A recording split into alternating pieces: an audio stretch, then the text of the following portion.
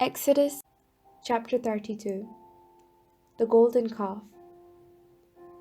When the people saw that Moses delayed to come down from the mountain, the people gathered around Aaron and said to him, "Come, make gods for us, who shall go before us. As for this Moses, the man who brought us up out of the land of Egypt, we do not know what has become of him." Aaron said to him, "Take off the gold rings that are on the ears of your wives, your sons, and your daughters, and bring them to me." So all the people took off the gold rings from their ears and brought them to Aaron.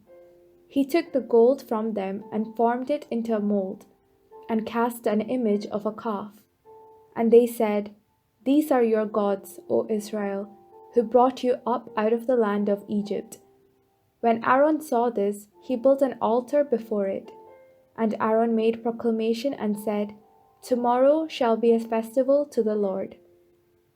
They rose early the next day and offered burnt offerings and brought sacrifices of well-being. And the people sat down to eat and drink and rose up to revel. The Lord said to Moses, "Go down at once. Your people whom you brought up out of the land of Egypt have acted perversely. They have been quick to turn aside from the way that I commanded them.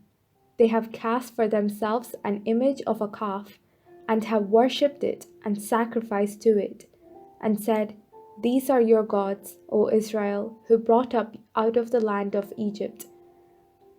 The Lord said to Moses, "I have seen this people, how stiff-necked they are. Now let me alone, so my wrath may burn hot against them, and I may consume them. And of you I will make a great nation." But Moses implored to the Lord his God, and said, "O Lord, why does your wrath burn hot against your people, whom you brought out of the land of Egypt, with great power and with a mighty hand? Why should the Egyptians say, 'It was with evil intent that he brought them out to kill them in the mountains, and to consume them from the face of the earth'? Turn from your fierce wrath, change your mind, and do not bring disaster on your people.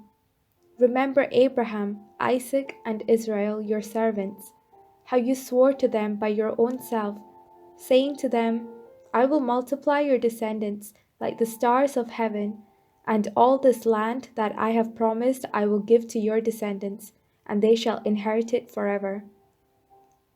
And the Lord changed his mind about the disaster that he planned to bring to his people. Then Moses turned and went down from the mountain, carrying the 2 tablets of the covenant in his hands, tablets that were written on both sides, written on the front and on the back. The tablets were the work of God, and the writing was the writing of God, engraved upon the tablets. When Joshua heard the noise of the people as they shouted, he said to Moses, "There is a noise of war in the camp." But he said, "It is not the sound made by victors, or the sound made by losers. It is the sound of revelers that I hear." As soon as he came near the camp and saw the calf and the dancing, Moses' anger burned hot, and he threw the tablets from his hands and broke them at the foot of the mountain. He took the calf that they had made, burned it with fire, ground it to powder, scattered it on the water, and made the Israelites drink it. Moses turned to Aaron. "What did this people do to you that you have brought so great a sin upon them?" And Aaron said, "Do not let the anger of my Lord burn hot.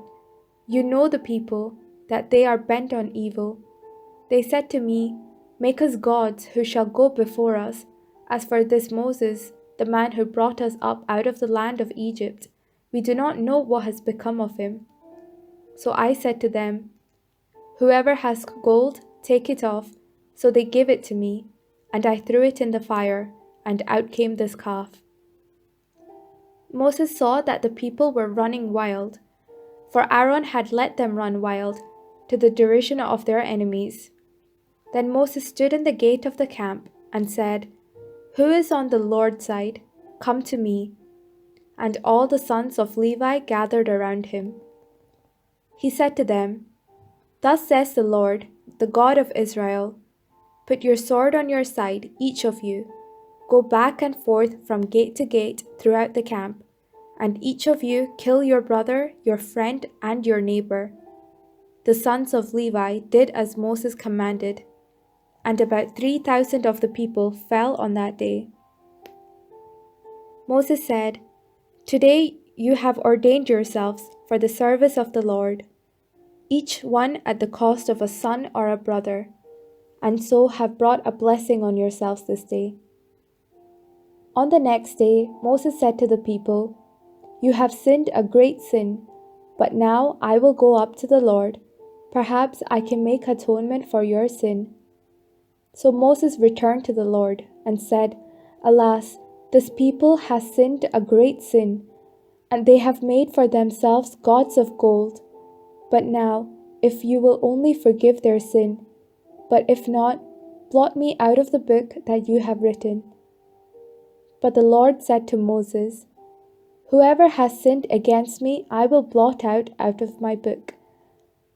But now go, lead the people to the place about which I have spoken to you. See, my angel shall go in front of you. Nevertheless, when the day comes for punishment, I will punish them for their sin." Then the Lord sent a plague on the people, because they made the calf, the one that Aaron made.